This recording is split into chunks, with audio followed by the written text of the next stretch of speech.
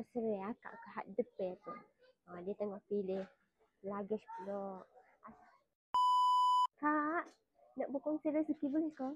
Apa? Nak berkongsi rezeki dengan akak. Boleh ke? Sekejap. Berkongsi dengan produk. Pernah tak dengan produk Clearpo?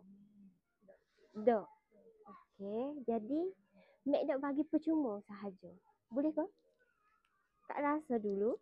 Lagu mana? Tak payahlah, Tak seterah. Okey. Bagi percuma sahaja boleh ke? boleh raya. Okey, hak ni ada TikTok tak? Boleh follow Mek. Boleh. Mek Sarike.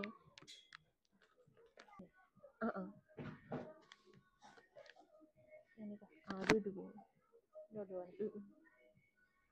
Okey, dan follow. Kita akan bagi percuma je. Okey, sama. Terima kasih kakak.